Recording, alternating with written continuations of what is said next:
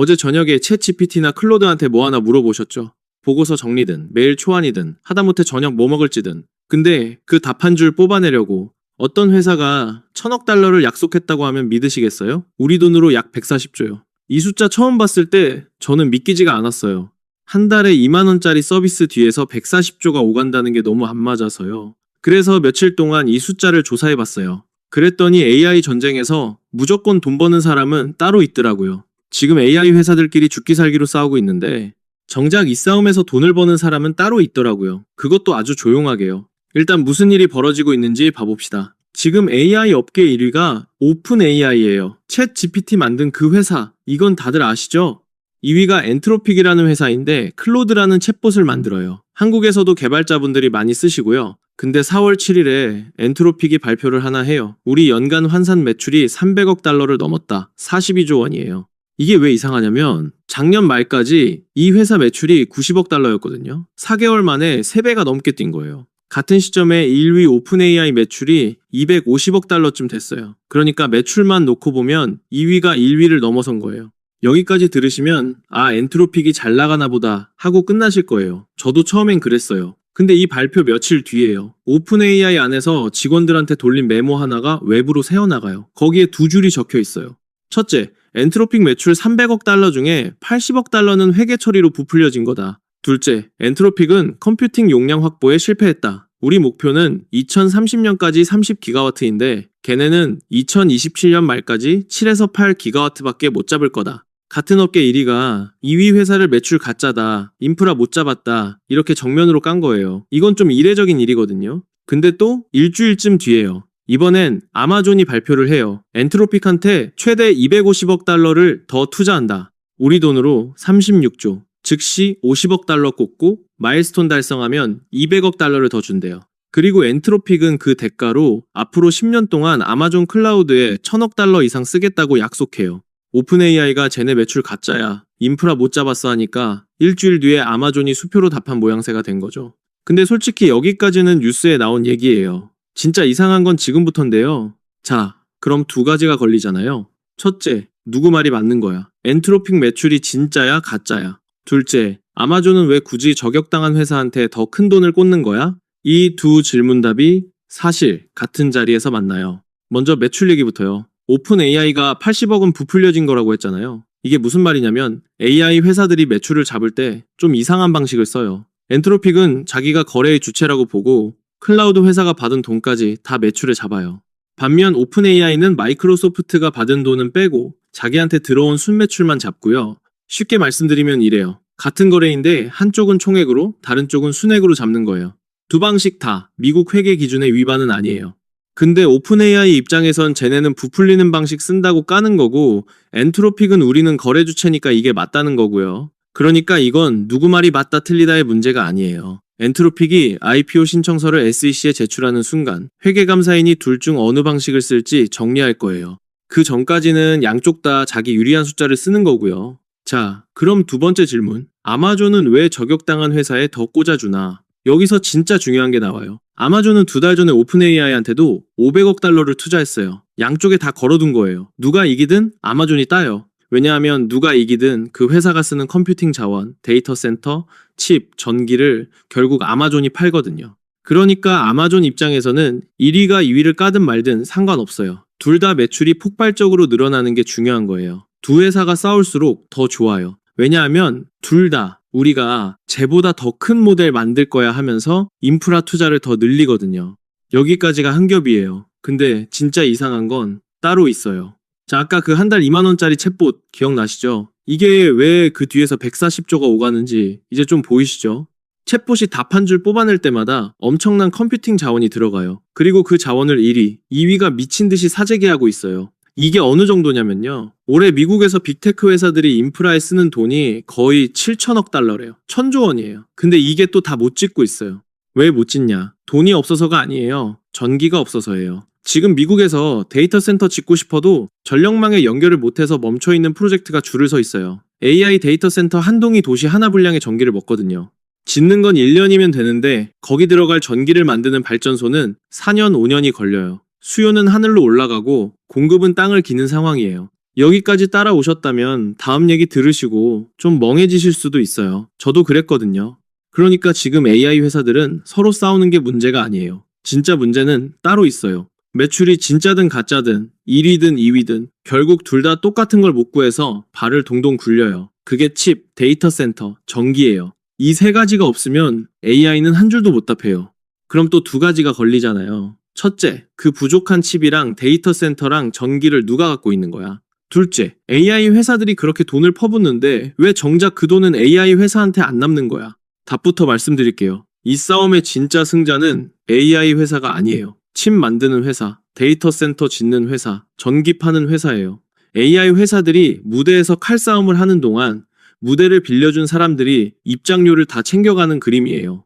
먼저 칩이에요. 이건 다들 아시죠? 엔비디아예요. 근데 엔비디아가 얼마나 돈을 버는지가 좀 비현실적이에요. 지난 분기 매출이 681억 달러로 사상 최고였어요. 다음 분기 가이던스가 780억 달러예요. 한 분기예요. 한 분기 매출이 100조가 넘는 거예요. 그리고 5월 20일에 엔비디아 실적 발표가 있어요. 이날 나오는 숫자에 따라서 AI 인프라 시장 전체 분위기가 흔들려요. 자, 두 번째예요. 데이터 센터. 이게 좀 흥미로워요. 코어위브, 네비우스 이런 회사들이 있어요. 한국에선 잘 모르세요.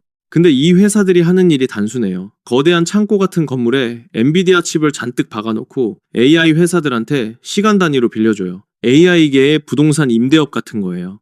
코어위브가 4월 10일에 엔트로픽이랑 단연 계약을 맺었다고 발표를 해요. 발표 당일에 주가가 11% 뛰어요. 이 회사는 이미 오픈 AI랑 224억 달러 계약을 갖고 있었거든요. 지금 전 세계 상위 10개 AI 모델 회사 중 9개가 이 한 회사 통해서 인프라를 빌려요. 네비우스라는 회사도 있어요. 3월 16일에 메타랑 최대 270억 달러 규모 계약을 맺어요. 40조 원짜리 계약이에요. 데이터 센터 임대업체 하나가요. 발표날 주가가 14% 뛰고요. 상장 이후 주가가 400%가 넘게 올랐어요. 자, 세 번째. 이게 진짜예요. 전기.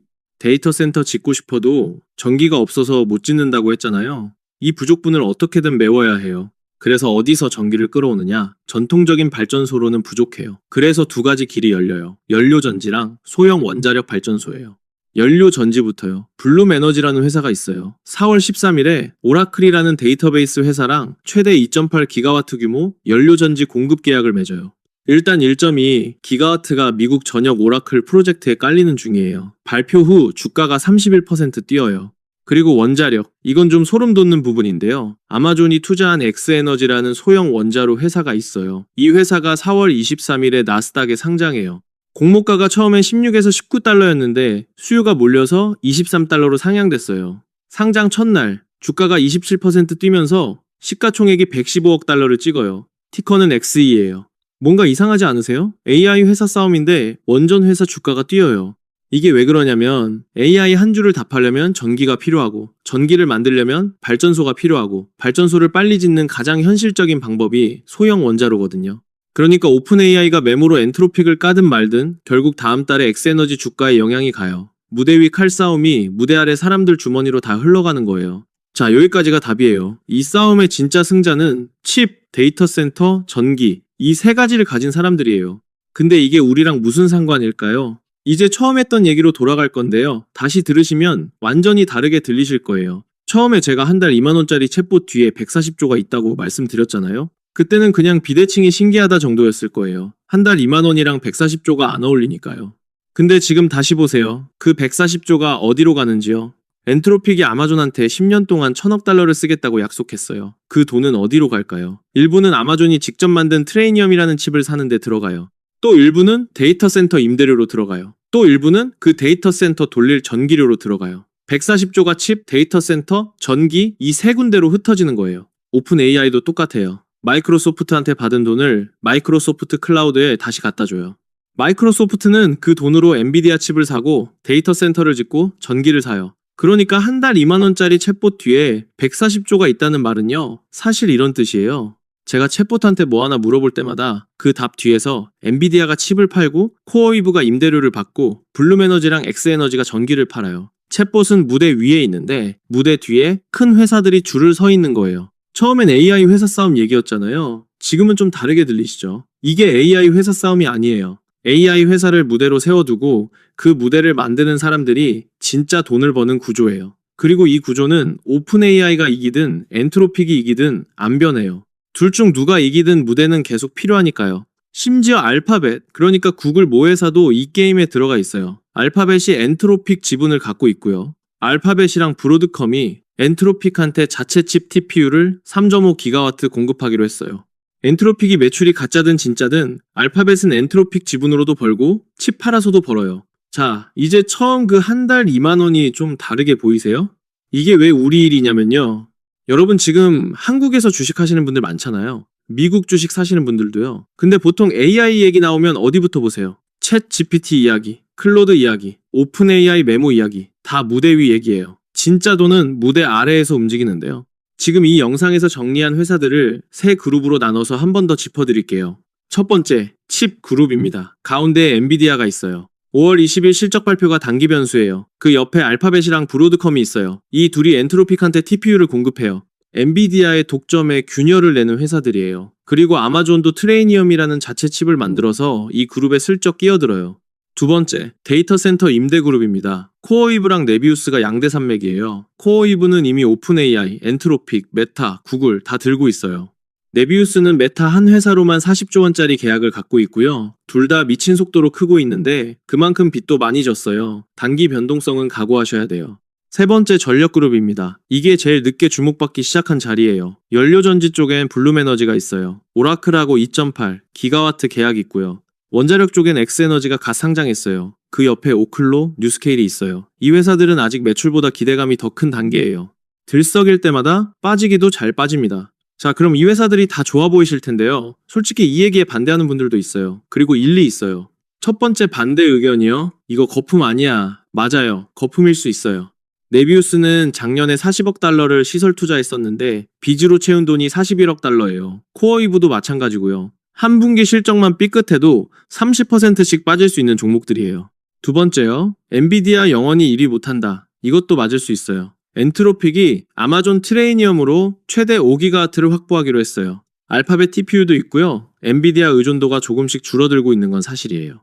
이 부분은 저도 맞다고 생각해요. 단기 변동성은 분명히 있어요. 그리고 엔비디아 한 회사가 영원히 모든 칩 시장을 가지진 못해요. 근데 여기서 좀 다른데요. 변동성이랑 구조는 다른 얘기거든요. 올해 빅테크 캐펙스가 거의 7천억 달러예요. 발전소 하나 짓는데 몇 년이 걸려요. 데이터 센터 짓는 것도 마찬가지고요. 수요가 갑자기 식지 않는 한 이 부족은 최소 2028년까지 계속돼요. 그러니까 단기 출렁임은 있어도 구조적인 부족 자체는 안 사라져요. 그리고 리스크 하나 더 말씀드릴게요. 엔트로픽이 4월에 요금제를 정액제에서 종량제로 슬쩍 바꿨어요. 이게 무슨 말이냐면 서버가 부족해서 사람들이 쓰는 만큼 돈을 따로 받겠다는 거예요. 한국에서도 일부 사용자들 비용이 최대 50배까지 뛰었어요. 이게 상장 일정에도 영향을 줄 수 있어요. 10월 IPO 얘기가 있는데 좀 늦어질 수도 있어요. 그리고 이건 투자 권유가 아니에요. 저는 경제 이야기하는 사람이지 종목 추천하는 사람이 아니에요.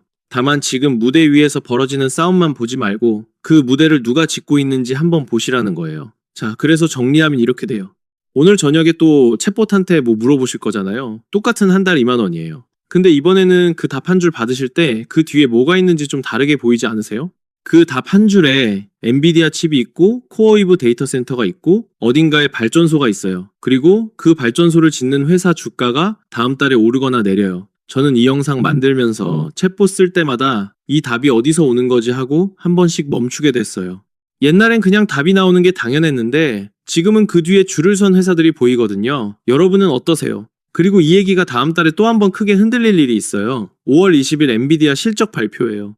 이게 그냥 한 회사 실적이 아니라 AI 인프라 전체의 온도계 같은 거거든요. 이때 나오는 숫자에 따라서 이 그림이 또 한 번 다시 그려질 거예요. 그 얘기는 다음에 따로 해드릴게요.